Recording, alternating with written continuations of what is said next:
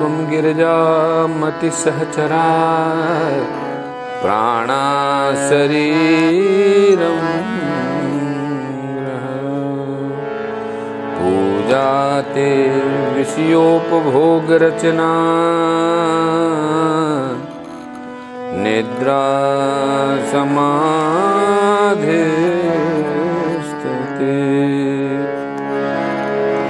संचार पदियो प्रदक्षिण विधि स्तोत्राणि सर्वा गिरो यद्यत् कर्म करोमि तत्तदखिलं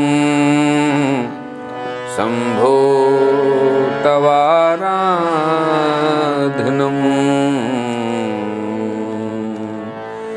शम्भो तवाराधनम्।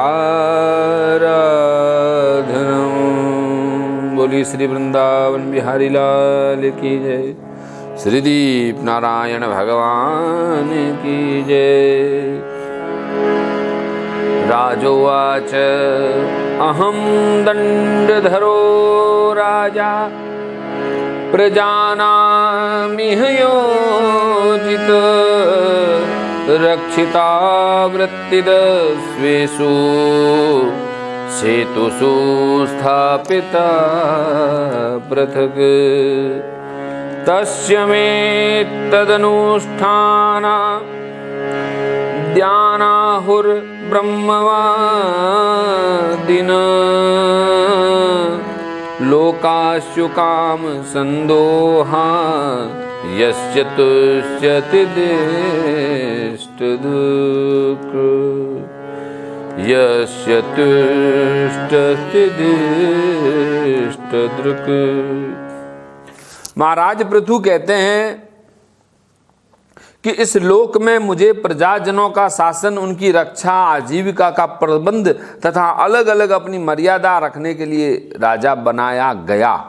अतः इनका यथावत पालन करने में मुझे उन्हीं मनोरथ पूर्ण करने वाले लोकों की प्राप्ति होनी चाहिए जो वेदवादी मुनियों के मतानुसार संपूर्ण कर्मों के साक्षी श्री हरि के प्रसन्न होने पर मिलती है। राजा कहते हैं कि मैंने सब ईमानदारी से किया मेरे कर्म को, तो मुझे भी उन्हीं लोकों की प्राप्ति होनी चाहिए जो भगवान श्री हरि के प्रति साक्षी भाव से साधना करने वाले संतों की होती है। यह उद्धरेत कर्म राजा प्रजा धर्मे स्वशिक्षयन प्रजानाम समलम भुक्ते भगम च स्वजहाति स।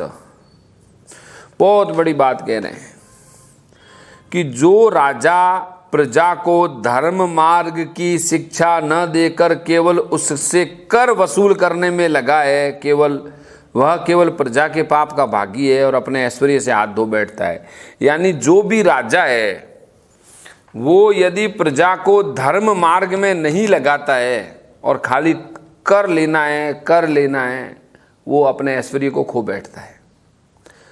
ततः प्रजा भर्तृपिंडार्थ स्वार्थ मेवानुसूय कुरु धाक्षो छज धियस्तर ही में अनुग्रह कृत। अतः प्रिय प्रजाजनों, अपने इस राजा का परलोक में हित करने के लिए आप लोग परस्पर दोष दृष्टि छोड़कर हृदय से भगवान को याद रखते हुए अपने अपने कर्तव्य का पालन करते रहिए। यूयम तदनु मोदध्वम पितर देव ऋषयो अमलहा कर्तु सासस्तु तुर्नुज्ञातुस्तुल्यम यत प्रेत्य तत्फलम। क्योंकि अपने स्वार्थ भी इसी में है और इस प्रकार मुझ पर भी आपका अनुग्रह होगा। जनता को क्या कहते हैं कि अपना अपना कर्म ईमानदारी से करो।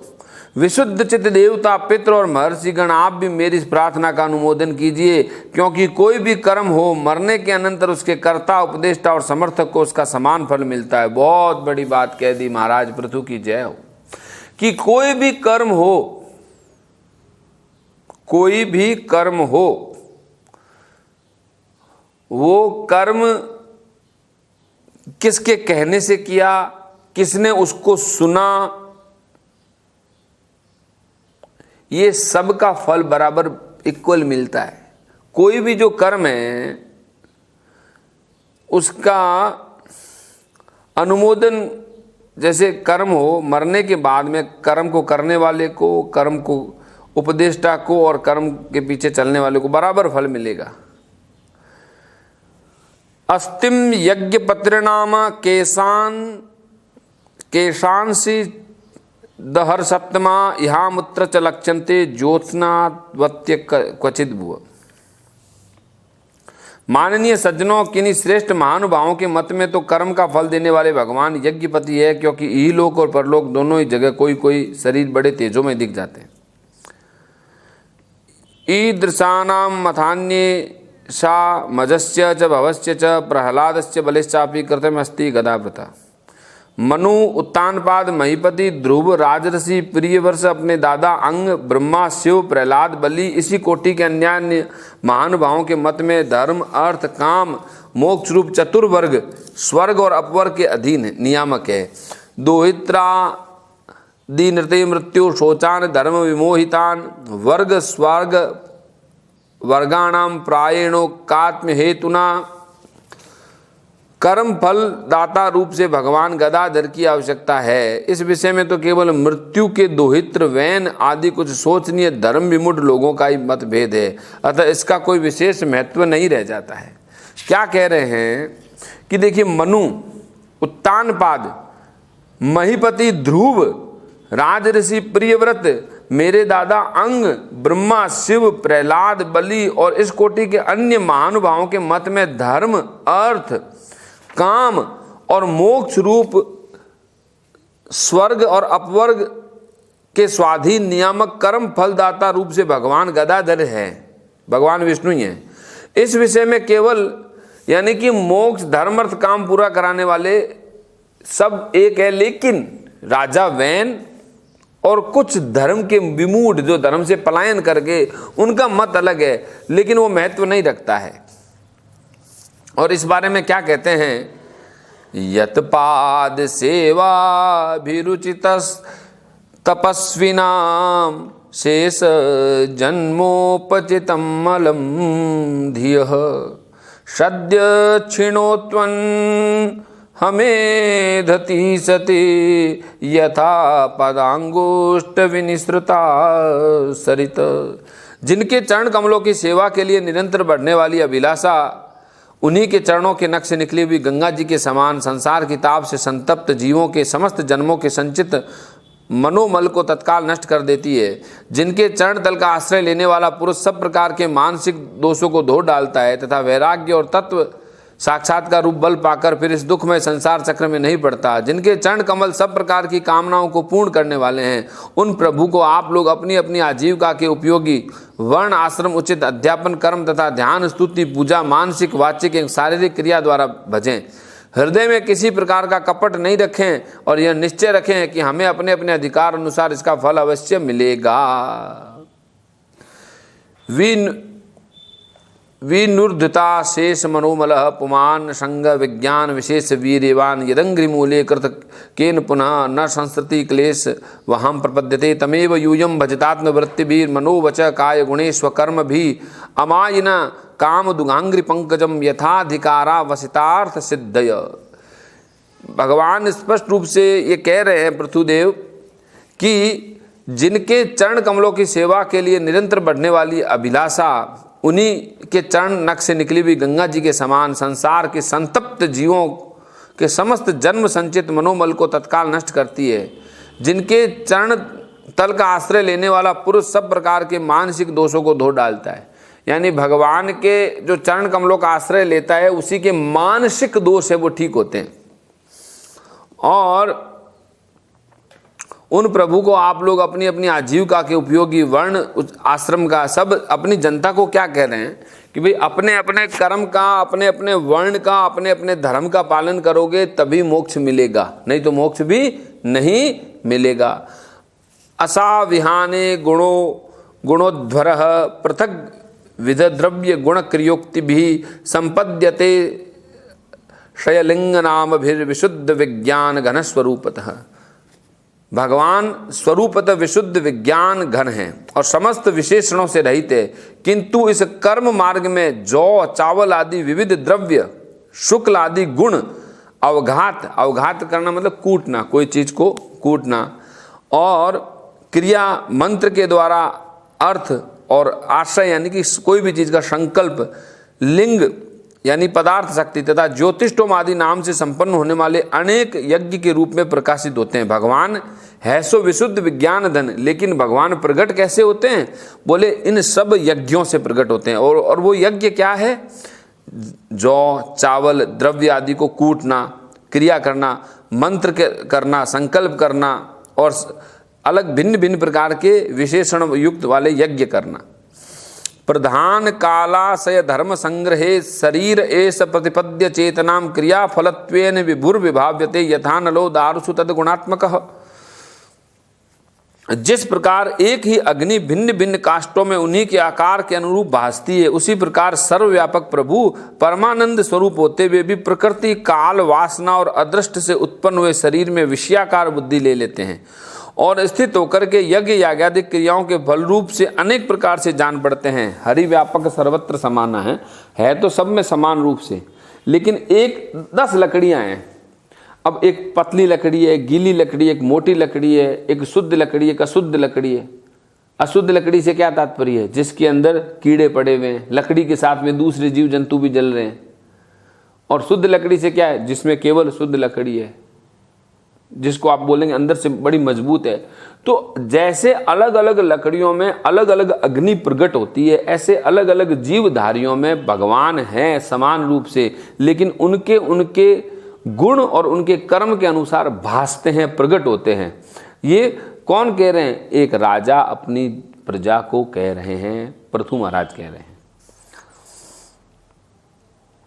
प्रधान कालाशय धर्म संग्रहे शरीर एष प्रतिपद्य चेतनाम क्रिया फलत्वेन विभुर्विभावते यथा नलो दारुषु तद गुणात्मक। जिस प्रकार से एक ही अग्नि भिन्न भिन्न काठों में अनेक आकार के भासती है, वही प्रभु भी परमानंद स्वरूप होते हुए प्रकृति, काल, वासना अनेक शरीरों में विषयाकार बुद्धि के रूप में, किसी में काल रूप में, किसी के अंदर प्रकृति रूप में, किसी में वासना रूप में भासते हैं। और पृथु महाराज कहते हैं कि अहो ममामि वितरन्त्यनुग्रहम हरिम गुरुम यज्ञ भुजाम अधीश्वरम स्वधर्म योगेन यजन्ति माम का निरंतरम छोणितले दृढ़ व्रतः। अरे इस पृथ्वी तल पर मेरे जो प्रजाजन हैं, यज्ञ भोक्ताओं के अधीश्वर सर्व गुरु श्री हरि का एक निष्ठ भाव से अपने अपने धर्म के द्वारा निरंतर पूजन करते हैं। वे मुझ पर बड़ी कृपा करते हैं। कौन? जो भी मेरे प्रजाजन हैं, अपने अपने धर्म के अनुसार कायेन वाचा मनसेन्द्रिये वा बुद्ध्यात्मना वा प्रकृति स्वभाव करोमि यद्यत सकलम परस्मै नारायणायेति समर्पयामि। यानी मेरी प्रजा भी मेरी बात को मानती है। जो भी वो कर्म करते हैं, वो ईमानदारी से उस कर्म को अंत में नारायण के प्रति समर्पित कर देते हैं। तो ये मेरी प्रजा मेरे ऊपर बड़ा उपकार करती है, ये मेरी प्रजा का मेरे ऊपर उपकार है, ऐसा महाराज पृथु कहने लगे।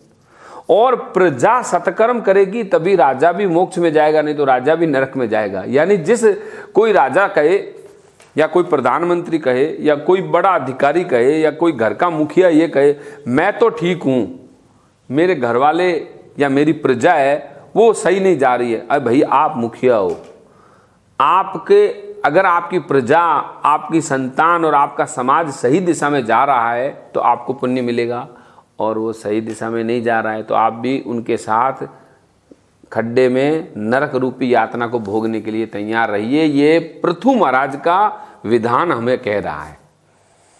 आप खाली खुद अकेले सही होकर के दूसरों को यदि सही नहीं करते हैं तो हमारा सनातन धर्म कहता है कि नहीं साहब, ये हमारी फिलॉसफी नहीं है। सनातन धर्म कहता है कि तुम ज्योतिर्मय हो तो उस ज्योति को बांटो, उस आनंद को बांटो। इसीलिए संत लोग कुंभ का मेला करते हैं, इसीलिए संत लोग मंदिर बनाते हैं, आश्रम बनाते हैं। क्यों? ताकि उस ज्ञान की परंपरा को जीवंत अक्षुण्ण रखा जा सके। ये धर्म को फैलाने का, प्रचार प्रसार का, संतों के बेचैन होने का ये कारण है। संत इसलिए बेचैन नहीं है कि उसके अंदर बेचैनी, वो इसलिए बेचैन है कि यदि समाज में कोई व्यक्ति अंधकार में जी रहा है तो उसको भी, क्योंकि जो जाग गया उसकी जिम्मेवारी, जो सो रहा है उसकी जिम्मेवारी नहीं है, जागे हुए की जिम्मेवारी है। तो महाराज पृथु जाग गए हैं और वो कह रहे हैं माम जातु तेज प्रभेन महरुद्भिः स्थितिक्षया तपसा विद्या च दैदीप्यमाने जित देवतानां कुले स्वयं राजकुलाद द्विजानाम। सहनशीलता, तपस्या और ज्ञान, इन विशिष्ट विभूतियों के कारण वैष्णव और ब्राह्मण के वंश स्वभाव से ही उज्जवल होते हैं। यानी ब्राह्मण में और जो भगवान हरि के भक्त होते हैं उनमें क्या क्या होती है? सहनशीलता, तितिक्षा, त्याग और तपस्या। इसलिए ब्राह्मणों के वंश स्वभाव से उज्जवल होते हैं। उन पर राजकुल का तेज, धन, ऐश्वर्य आदि समृद्धियों के कारण अपना प्रभाव न डाले। यानी अब ये बात राजा पृथु किसको कह रहे हैं? अपने जो अपॉइंटेड सेनापति है या मंत्री हैं उनको कह रहे हैं कि ब्राह्मण और वैष्णव के ऊपर कभी भी अपना प्रभाव मत डालना, नहीं तो नष्ट हो जाओगे। और क्या कह रहे हैं? ब्रह्मण्य देव पुरुष पुरातनो नित्यम हरिचरणा अभिवंदनाथ अवाप लक्ष्मी मनपायिनीम यशो जगत पवित्रम च महत्तम अग्रणी। ब्रह्मा आदि समस्त महापुरुषों में अग्रगण्य ब्राह्मण भक्त पुराण पुरुष श्री हरि ने निरंतर इन्हीं के चरणों की वंदना किए करके अविचल लक्ष्मी को और संसार को पवित्र करने वाली कीर्ति है। आज भगवान विष्णु भी विष्णु इसलिए है, नमो ब्रह्मण्य देवाय गौ ब्राह्मण हिताय च। इसका क्या मतलब है? ब्राह्मण जिसके इष्ट देव है वो विष्णु है। विष्णु का इष्ट कौन है? ब्राह्मण है। नमो ब्रह्मण्य देवाय, ब्राह्मण जिसके देव है वो विष्णु। इसलिए विष्णु को भी विष्णु बनाने, इसलिए भगवान कहते हैं कि विप्र प्रसादा धरणी धरोहम विप्र प्रसादा लक्ष्मी वरोहम। विप्रों के आशीर्वाद से, ब्राह्मणों के आशीर्वाद से मैंने इस पृथ्वी को धारण कर रखा है और ब्राह्मणों के ही आशीर्वाद से मैंने लक्ष्मी का वरण किया है। यहां पे यही बात का महाराज पृथु कह रहे हैं। अब कहते हैं कि यत सेवया शेष गुहाशय स्वराड विप्र प्रिय स्तुष्यति काम मिश्र तदेव तद धर्म परे विनित्य सर्वात्मना ब्रह्मकुलम निषेव्याम। आप लोग भगवान के लोक संग्रह रूप धर्म का पालन करने वाले हैं तथा सर्व अंतर्यामी स्वयं प्रकाश ब्राह्मण प्रिय श्री हरि विप्र वंश की सेवा करने से ही परम संतुष्ट होते हैं। अतः आप सभी को सब प्रकार से विनय पूर्वक ब्राह्मण कुल की सेवा करनी चाहिए। किसको कह रहे हैं? ब्राह्मण कुल, यानी कोई ब्राह्मण के वंश में जन्म भी ले लिया तो उसकी सेवा करो, नहीं तो आप उस परम लक्ष्य को प्राप्त नहीं कर सकते। ये बात कौन कह रहे हैं? ये महाराज पृथु अपनी प्रजा को सिखा रहे हैं। क्योंकि आपने देखा था कि पूरी पृथ्वी पर महाराज पृथु का राज्य था, लेकिन जहाँ जहाँ ब्राह्मण थे और भगवान के भक्त थे बोले यहाँ मेरा शासन नहीं है, ना इनके ऊपर मेरा कोई नियम है, ना कोई डिसिप्लिन है, ये अपनी मर्जी से जो जी में आए करें। इसके बाद में बताया पुमान लोक भेतान तिवेल मात्मना प्रसीदतो अत्यंत समम स्वतः स्वयं यन नित्य संबंध निषेवया तथा परम किमनस्ति मुखम भविर्भुजाम। इनकी नित्य सेवा करने से क्या होगा कि चित्त शुद्ध हो जाएगा, मनुष्य को ज्ञान और अभ्यास हो जाएगा, परम शांति रूपी मोक्ष मिल जाएगा। अतः लोक में इस ब्राह्मण से बढ़कर दूसरा कौन है जो भविष्यवादी देवताओं का मुख हो सके। यानी कि ब्राह्मण के मुख में दिया वो देवता के मुख में गया, यह कह रहे हैं। प्रश्नवाचक चिन्ह लगा दिया कि फिर ऐसा कौन है इनसे बढ़कर, बताओ मुझे। अब आगे बता रहे हैं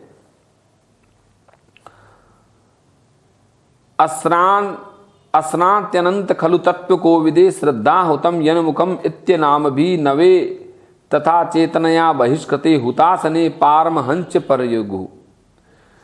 उपनिषदों के ज्ञान परक वचन एकमात्र जिनमें ही गतार्थ होते हैं वे भगवान अनंत इंद्रादि यज्ञ देवताओं के नाम से तत्व ज्ञानियों द्वारा ब्राह्मणों के मुख में श्रद्धापूर्वक हवन किए हुए पदार्थ जैसे चाव से ग्रहण करते हैं, वैसे चेतना शून्य अग्नि में होम किए हुए द्रव्य को प्राप्त नहीं करते। यानी ब्राह्मण के मुख में जब आप कुछ डालते हो तो देवता बहुत चाव से ग्रहण करते हैं, और जब आप चेतना शून्य अग्नि में, यानी जिस अग्नि में चेतना नहीं है, चेतना क्यों नहीं है, बिना मंत्र के चेतना कैसे निकलेगी, और वो मंत्र कहाँ से निकलेगा, वो ब्राह्मण के मुख से निकलेगा, इसलिए वो चेतना युक्त होगा। अब आगे बताया यद ब्रह्म नित्यम विरजम सनातनम श्रद्धा तपो मंगल मौन संयमे समाधिना बिभ्रति हार्थ दृष्टिये यत्रेद मादर्श इवाव भासते। अब बताया कि हे सभ्य गणों, जिस प्रकार स्वच्छ दर्पण में प्रतिबिंब का भान होता है उसी प्रकार इस संपूर्ण प्रपंच का ठीक ठीक ज्ञान नित्य शुद्ध और सनातन ब्रह्म वेद से होता है, जो परमार्थ तत्व की उपलब्धि के लिए श्रद्धा तप मंगलमय आचरण और स्वाध्याय विरोधी वार्तालाप के त्याग से तथा संयम और समाधि के अभ्यास से धारण करने पर मिलता है। तेसाम हम पाद सरोज रेणु मार्या वहे यादि किरीटमायु यम नित्यदा बिभ्रत आशु पापम नश्यत ममु सर्वगुणा भजंती।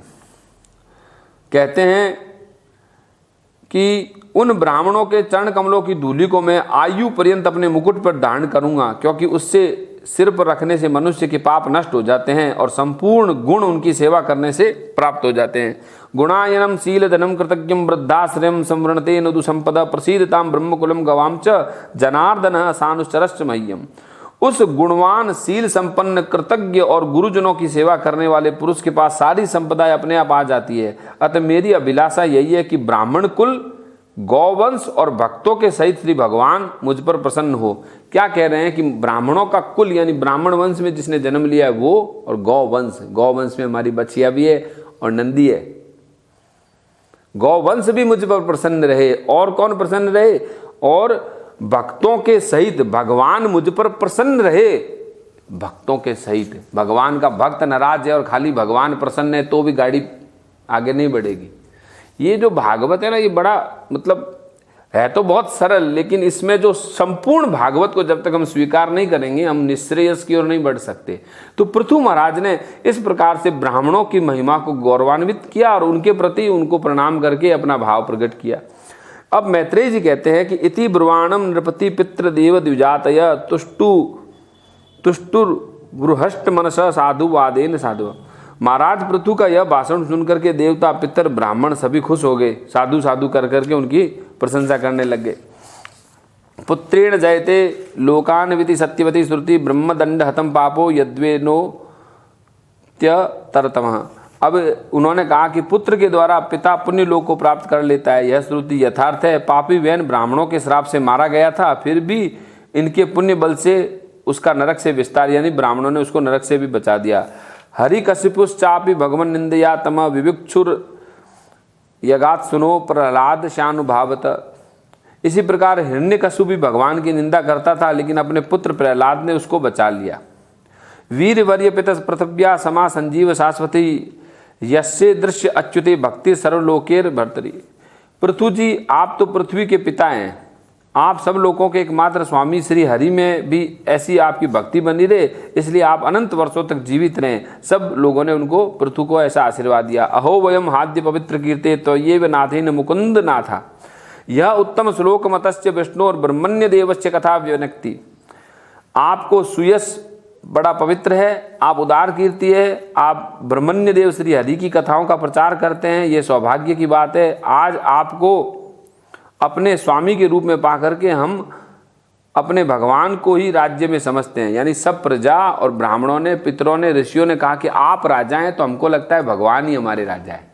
देखिए ऐसा सामंजस्य प्रजा और राजा में था। नात्य अद्भुतम इदम नाथ तवाजिव्यानुशासनम प्रजानानुरागो महता प्रकृति करुणात्मनाम।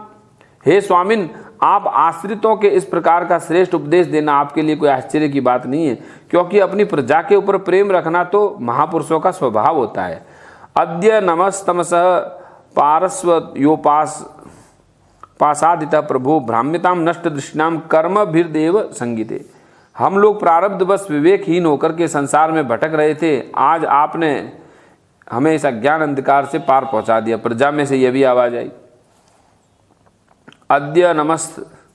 अद्य नमस्तमस पार्योस्त्योपासादिता प्रभो भ्राम्यताम नष्ट दृष्टिनाम कर्म भी देव संगीते नमो विवृद्ध सत्वाय पुरुषाय महीयसे यो ब्रह्म छत्रमाविश्य बिभर्तिदम स्वतेजसा। अब देखिए ये जो मंत्र है ये राजाओं को प्रार्थना किया जाने वाला मंत्र है कि राजा के रूप में कौन है? आप शुद्ध सत्वमय परम पुरुष है, जो ब्राह्मण जाति में प्रविष्ट होकर क्षत्रियों और क्षत्रिय जाति में प्रविष्ट होकर के ब्राह्मणों तथा दोनों जातियों में प्रतिष्ठित होकर के सारे जगत की रक्षा करते हैं। हम आपको नमस्कार करते हैं। नमो विवृद्ध सत्वाय पुरुषाय महीयसे यो ब्रह्म छत्रमाविश्य बिभर्तिदम स्वतेजसा। इस प्रकार के से उन्होंने सब राजा पृथु की स्तुति की और प्रार्थना की। यहीं पर श्रीमद् भागवत जी का यह हमारा 21वां अध्याय विराम लेता है। 22वें अध्याय में वहाँ पर सनकादिक आ जाएंगे। जब ये चर्चा कर रहे हैं तो सनकादिक मुनि आकर के उनको ज्ञान देंगे, उनको बताएंगे, उसका हम रसास्वाद करेंगे। तब तक के लिए जय श्री कृष्ण। बोली श्री वृंदावन बिहारी लाल की जय।